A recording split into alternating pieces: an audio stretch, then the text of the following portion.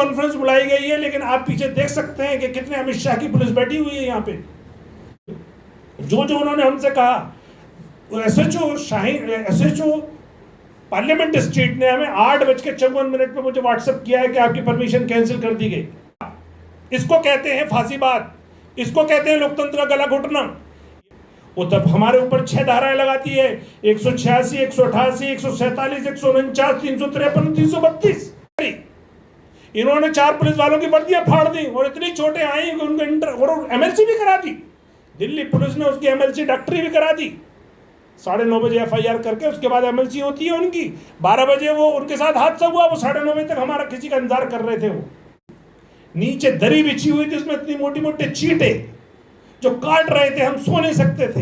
है parliament street की, जिसमें अंग्रेजों ने शहीद आजम भगत सिंह को कैद रखा था। हमने ये सुनते ही थोड़ा सुकून हमें मिला और हमने उसकी दीवारों का बोझा लिया। मैं तमाम मीडिया के साथियों का खैर मकदम करता हूं और शुक्रिया अदा करता हूं कि आप इतनी गर्मी में अपना कीमती वक्त निकाल कर यहाँ पहुँचे। ये मेरे लिए हौसला है। यकीनन आप लोगों की वजह से ही जेल में या पुलिस की जो अजियतें और जो सख्ती थी उसमें भी आपका हौसला हमारे साथ रहा। मेरे दोनों साथी डॉक्टर मुमताज़ आलम रिजवी साहब और राजीव रियाज साहब ने बहुत कुछ आपके सामने तफसील बयान कर दी, लेकिन मैं सिर्फ इतना कहना चाहता हूं कि जुल्म फिर जुल्म है, बढ़ता है तो मिट जाता है। खून फिर खून है, टपकेगा तो जम जाएगा। तो कोई भी सरकार जो अपने अहंकार में पागल हो जाती है, वो फिर जुल्म पर उतर आती है, तो उसका खात्मा जल्दी होता है। हैरानी की बात यह है कि जो लोग हिंदुस्तान के आईन की धज्जियां उड़ा रहे हैं, वो आराम से अपने बंगलों में ऐश से और इत्मीनान से सो रहे हैं, और वो लोग जो हिंदुस्तान के आईन की पासदारी करते हुए अपने संवैधानिक अधिकार को इस्तेमाल करते हुए अपनी आवाज बुलंद कर रहे हैं, उनको सख्त दफाओं में जेल के अंदर भेजा जा रहा है। ये कैसा युग आ गया? ये आखिर कौन लोग हैं जिन्होंने मेरे भारत को ऐसा बना दिया? लेकिन ये हम सबकी जिम्मेदारी है कि हम अपने आम जनता को सच्चाई बताएं और सरकार को भी ये सच्चाई से रूबरू कराएं कि आपकी जो गलत नीतियां हैं, आपके जो गलत ऑर्डर्स हैं, उसकी वजह से जो ज्यादती बढ़ी, खास तौर से दिल्ली पुलिस का जो रवैया है, जो कानून की नहीं सुन रही है लेकिन अमित शाह की सुन रही है, जिसका एक अलग ट्रेंड है जो हमने आज तक अपनी 50 साल जिंदगी में नहीं देखा। ये सिर्फ प्रेस कॉन्फ्रेंस बुलाई गई है, लेकिन आप पीछे देख सकते हैं कि कितने अमित शाह की पुलिस बैठी हुई है यहाँ पे। तो आखिर हम लोकतंत्र में जी रहे हैं या तानाशाही में जी रहे हैं? क्या फांसीबाद की शुरुआत हो गई? तो ये बहुत सारे जो मुंहबाए सवाल हैं वो आप और हम सबसे पूछ रहे हैं कि आखिर मेरे मुल्क को क्या हुआ। अब आते हैं हम उन बातों पर जिसके लिए आपको हमने मदऊ किया है, इनवाइट किया है। सवाल ये कि एक ऐसा देशद्रोह एक्ट जिससे मुल्क की छवि पूरी दुनिया में दागदार हुई, भारतीय कंपनियों के प्रोडक्ट पूरी दुनिया के शोरूमों से बाहर फेंके गए, मॉल से बाहर फेंके गए। आप अंदाजा लगा सकते हैं कि मुल्क को कितना नुकसान हुआ होगा। आप मुझे बताइए कि इससे बड़ा और क्या देशद्रोह एक्ट हो सकता है? ऐसे लोगों के खिलाफ सिर्फ जो सरकार में है पार्टी, उसने इतना तो किया कि अपनी सदस्यता से और उनकी पोस्ट से एक को सस्पेंड कर दिया और एक को एक्सपेल कर दिया। लेकिन ये देश किसी पार्टी के संविधान से नहीं चलता है, ये देश के संविधान से चलता है। आखिर देश के संविधान ने उनके खिलाफ क्या किया?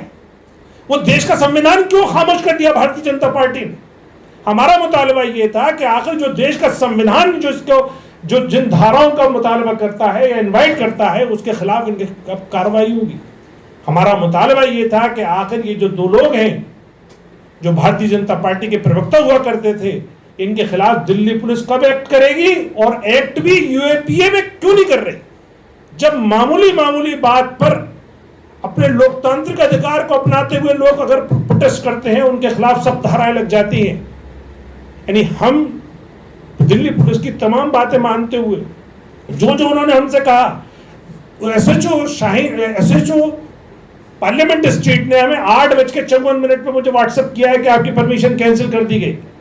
उसके बाद भी हमने मैनेज कर लिया और एसीपी ने हमसे कहा कि आप यहाँ आ जाइए। वो तो अच्छी बात ये रही, जिसको उर्दू में हुस्न इत्तफाक कहते हैं, कि मेरा उतरने से लेके और डिटेन होने तक सारा जो घटनाक्रम है वो कैद है, और उस आंख में कैद है जो लोकतंत्र का चौथा स्तंभ है, और वो लाइव चल रहा था नेशनल टीवीज पे। उसके बाद देखिए हिम्मत, आप इसको कहते हैं फांसीबाद, इसको कहते हैं लोकतंत्र का गला घुटना।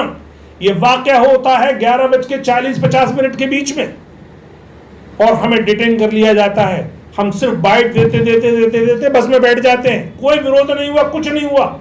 लेकिन दिल्ली पुलिस झूठी एफआईआर रात को 9:30 बजे दर्ज करती है। वो तब हमारे ऊपर 6 धाराएं लगाती है, 186, 188, 147, 149, 353, 332। उसमें 2 353 और 332 नॉन अवेलेबल धाराएं हैं। इन दोनों धाराओं में ये बात वाज़ेह करती है दिल्ली पुलिस कि इन्होंने पुलिस के साथ मारपीट करी, इन्होंने 4 पुलिस वालों की वर्दियां फाड़ दी, और इतनी चोटें आई कि उनको एमएलसी भी करा दी। दिल्ली पुलिस ने उसकी एमएलसी डॉक्टरी भी करा दी। 9:30 बजे एफआईआर करके उसके बाद एमएलसी होती है उनकी। 12 बजे वो उनके साथ हादसा हुआ, वो 9:30 बजे तक हमारा किसी का इंतजार कर रहे थे वो। और उसके बाद हमें हवालात की जो सख्तियों में डाला है या जो जेल में है वो तो मैं बाद में बताऊंगा, लेकिन मैं शुक्रिया आप लोगों का अदा करना चाहूंगा। इसमें से कई चैनल वो थे जो मुझे लाइव दिखा रहे थे, और उन्हीं के बेसिस पे हमारी जमानत भी हुई। हमने ये बात कही कोर्ट से कि देखिए साहब, हमारा सारा घटनाक्रम लाइव है, टीवी में कैद है, ये पुलिस झूठ कैसे बोल सकती है? लेकिन पुलिस की सख्ती कहिए या उसकी मजबूरी कहिए या उसके आका का दबाव कहिए कि वो झूठ बोलने पर मजबूर हुए, और हमें एक दिन हवालात में जो रखा, उसके बाद 3 दिन के लिए हमें जुडिशियल कस्टडी में जेल में भेज दिया गया। आप समझ सकते हैं 30 लोगों की जमानत कराने के लिए कितना अरेंजमेंट करना पड़ता है। 30 जमानती ढूंढने पड़ते हैं, 30 लोगों को के उनके कागजात ढूंढने पड़ते हैं, प्रिपरेशन होती है। हमें सुबह तक नहीं बताया गया कि इस धारा में आपको बंद है, वो तो कोर्ट में जाके हमें पता चला कि हम इस धारा में बंद है। उसके बाद जिस थाने में हमें रखा वो बैरक ऐसी कि उसमें उस टॉयलेट की 10 साल से सफाई नहीं हुई, नीचे दरी बिछी हुई थी, उसमें इतनी मोटी मोटी चींटे जो काट रहे थे, हम सो नहीं सकते थे। हमने पूछा भाई ये इसका हाल क्यों है? बोले साहब ये आपको पता है ये कौन सी बैरक है? ये वो बैरक है पार्लियामेंट स्ट्रीट की जिसमें अंग्रेजों ने शहीद आजम भगत सिंह को कैद रखा था। हमने ये सुनते ही थोड़ा सुकून हमें मिला, और हमने उसकी दीवारों का बोझा लिया कि ये वही क्रांतिकारी जगह है, भले से इन्होंने गंदा रखा हुआ है इसको, कि जिसने हिंदुस्तान में अंग्रेजों के जुल्म का खात्मा किया था, इसलिए वो शहीद आजम कहलाए। और हमने बोसा लेके वो भूखे रहकर पूरी रात जाग कर ऐसी गुजारी, इन चींटियों को मारते मारते कभी इधर काट ले कभी उधर काट ले। उसके बाद हम सुबह जब कोर्ट में पेश हो गए, और जब फिर हम पहुंचते हैं जेल में, मैं जेल के 2-3 वाक्य बता के अपनी बात खत्म करूंगा, फिर हम ओपन कर देंगे। उसमें हमें जाते ही सबसे पहले एक हवलदार के सामने हम पेश होते हैं। बिल्कुल एंट्री जब लेते हैं, सब इंस्पेक्टर दिल्ली पुलिस का हमें लेके जाता है, और जाते ही मुझसे कहता है ये कौन? हमने वहां पे हाथ रख दिया उसके टेबल पे, बोले हटाइए हटाइए, आप दूर खड़े हुई है। बोले अच्छा ये वही है? बोले साहब कौन है? बोले ये वही है जो ओवैसी के आदमी है और नूपुर के खिलाफ वो कर रहे थे। बोले तुम्हें देख रहा, तुम्हें सबको पाकिस्तान भेज देना चाहिए। मैं हैरान, उसकी शक्ल देख रहा हूँ कि सब इंस्पेक्टर दिल्ली पुलिस का सामने खड़ा हुआ है, और दिल्ली का हेड, दिल्ली जेल का जो हेड कांस्टेबल है वो मुझसे ये कह रहा है। मैंने उनको कहा भाई हम संविधान के रक्षा के लोग हैं, हम अपने संवैधानिक अधिकार के लिए वहां गए। उन्होंने कहा पता चलेगा आप कौन था, और वाकई पता चला हमें। वहां के एडमिनिस्ट्रेशन ने हमें रिपीटर्स, ड्रेडेड क्रिमिनल्स के बीच में डाल दिया, जबकि कोर्ट जज जेल का ये मैनुअल है और कोर्ट के ऑर्डर है कि किसी भी फ्रेशर कैदी को आप ड्रेडेड क्रिमिनल के बीच में नहीं डाल सकते, क्योंकि वहां अक्सर चाकूबाजी, ब्लेडबाजी और गोलीबाजी चलती रहती है जेल के अंदर, वहां उनकी गैंगवार चलती है, तो उसमें ना फंस जाएं।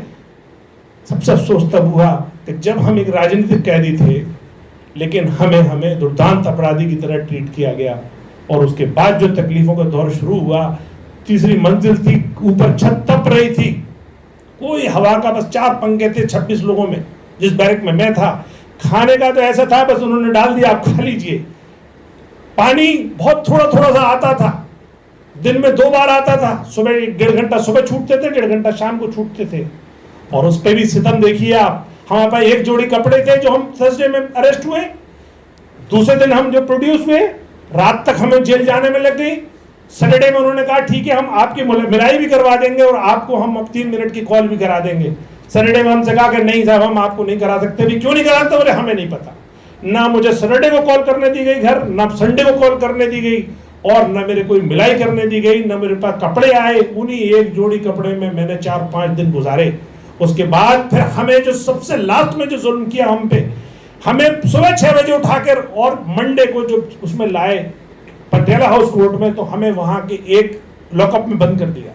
बाहर पब्लिक हमें इंतजार करती रही, वकील इंतजार करते रहे, कोर्ट इंतजार करती रही, लेकिन दिल्ली पुलिस ने हमें बाहर नहीं निकाला। इसलिए उनको डर था, क्योंकि कोर्ट ने हमारी बेल ग्रांट कर दी थी, फिर भी हमें जो है कोर्ट में पेश नहीं किया। तो हमारा सवाल ये है कि आखिर इस हमारे जो दुनिया में भारत के लोकतंत्र की साख थी, जिसको लोग स्वस्थ वाइब्रेंट डेमोक्रेसी कहते थे, आज भारतीय जनता पार्टी और आरएसएस ने मिलकर इसको आखिर किस चीज में तब्दील कर दिया। दूसरा पॉइंट हमारा ये था, ये है कि आखिर क्या मुल्क का ऐसा अगर ऐसे ही चलता रहा तो उसका मुस्तकबिल क्या हो। तीसरा, भारतीय जनता पार्टी जिसके ऊपर ये सरकार चलाने की जिम्मेदारी है, वो आखिर ये 2 अपराधियों को क्यों बचा रही? वो ऐसा क्या उनके साथ मजबूरी है कि जो उनके खिलाफ आवाज उठाने निकलता है उसके घर तोड़ दिए जाते हैं, उनके घर बुलडोज कर दिए जाते हैं, और उनकी चाहने वाली एक अभिनेत्री का छज्जा टूट जाता है मुंबई में, तो बड़े बड़े लोगों की जो है सांसें रुक जाती हैं एक छज्जे में। और हम जो आवाज उठाने वाले लोग हैं उनके पूरे पूरे पुश्तैनी घर तोड़ दिए जाते हैं। तो हमारा आप लोगों के थ्रू ये मुतालबा है कि भारतीय जनता पार्टी ने ये जो हमारे बुजुर्गों की जो विरासत है, जो इस देश को सजाया है और जिस लोकतंत्र को उन्होंने स्वस्थ बनाया है, इसका जो गला घोट रही है, इसका गला घोटना बंद करे। ये जो 2 लोग जिसको भारतीय जनता पार्टी ने उनका गुनाह तस्लीम करके उनको बाहर निकाला है, या कहे भारतीय जनता पार्टी के ये गुनाहगार नहीं है, और उसके खिलाफ कानूनी कार्रवाई करे। कानून आखिर मौजूद है। दिल्ली पुलिस अगर हमारे खिलाफ इस्तेमाल हो सकती है, आज प्रेस कॉन्फ्रेंस करने पे भी अगर दिल्ली पुलिस यहां आ सकती है, तो आखिर उन्होंने तो इतना बड़ा जुर्म किया है कि देश के न सिर्फ मुसलमान बल्कि देश की कंपनियों तक को आर्थिक नुकसान पहुंचाया है। तो उनके खिलाफ कार्रवाई वो कब करेगी? इन्हीं अल्फाज के साथ आप लोगों का मैं शुक्रिया अदा करता हूं, और मैं उम्मीद करता हूं कि आप लोग अब जो भी आपके सवाल होंगे हम उसके जवाब देने की कोशिश करें।